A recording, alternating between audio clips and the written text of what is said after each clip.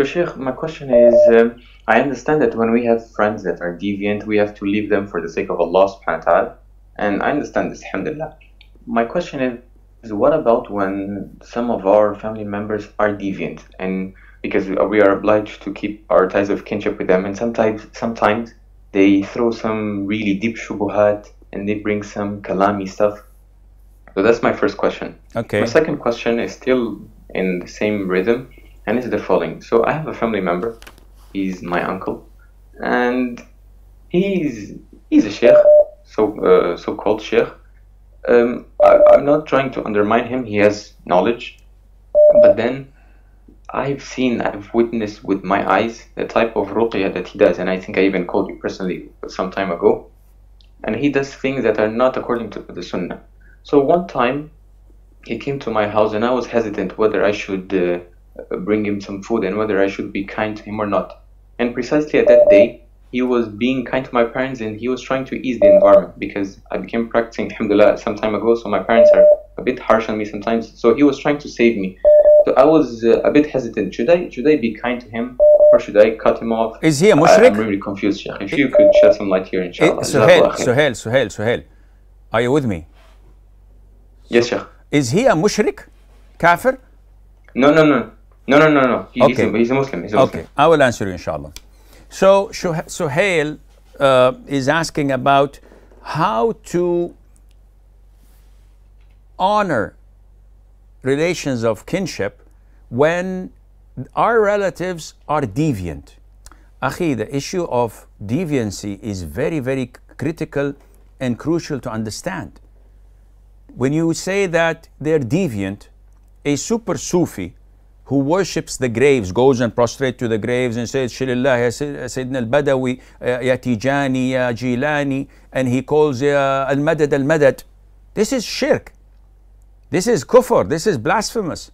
This is deviancy. But a person who says Mawlid, this is deviancy. Is it any close? No, there's no relation. Both are innovations, but one takes you out of the fold of Islam, the other doesn't. If someone insists on making congregational dua after fard prayer, so the imam and the congregation, Allahumma ghfir lana, Allahumma arhamna, Allahumma salli wa sallim ala Muhammad. This is a bid'ah. This is deviancy. Is it anything close to offering sacrifice to the deceased graves or visiting dargahs, etc.? No. So we have a big problem. And this has nothing to do with Houston. We have a problem. Our problem is when the youth do not understand their aqeedah, do not understand what is deviancy that takes you out of the fold of Islam, what is not. And this is pretty clear from your first question. So this relative of yours, he casts a lot of shubuhat. As long as he's a Muslim and these shubuhat are within the fold of Islam, try to refute them, try to reply to them. If he says, why is this, why is that? Why is a woman obliged to cover her hair? A man isn't. This is, explain this to me. This is shubha. But does it take him out of the fold of Islam? No. He's an ignorant imbecile. If you have knowledge, you can easily refute that and answer it. If you don't, just smile and say, Amantu billah, and don't engage with him in any argument or debate. Just simply smile and let him speak for 5-10 minutes, and then he'll give up and feel silly. But when you engage with him without knowledge, now you're putting yourself in quicksand, and soon you'll drown, and take Islam with you. No. If you don't have knowledge, just smile and say, we have to ask the scholars. But why the scholars? Just smile and hear him out and don't reply to him.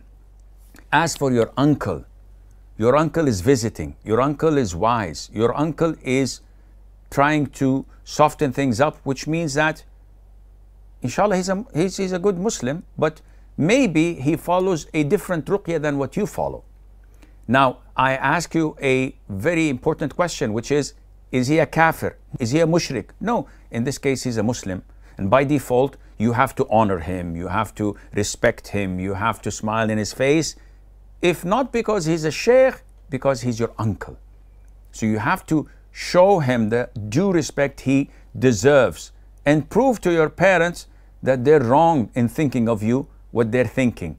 But your hesitance in trying to think it over, should I or shouldn't I honor him, emphasizes and ensures the idea they have about you, that you are extreme, you don't know your religion, yet you want to shove it down our throats when it is not even the right religion. And then after 3-4 months, after learning it a little bit, he said, oops, I did it again. I'm sorry, I thought this, and yeah, apparently I was wrong. So you start crossing out the boxes. This was crossed, but then say, oops, I misunderstood. Sorry, I was wrong. I was wrong. I was wrong. This way, whatever you say, they're going to say, you've been always wrong. Like 80% you're wrong. Why would we trust you in the remaining 20%? This is why do not, and I repeat, do not speak without knowledge. You are putting yourself down a rabbit hole if you do that. You'll be lost, and you'll make others lost with you. And the backfire of your actions with your parents and their relatives is so damaging and devastating. Why? Because ya akhi, you are not representing your own views.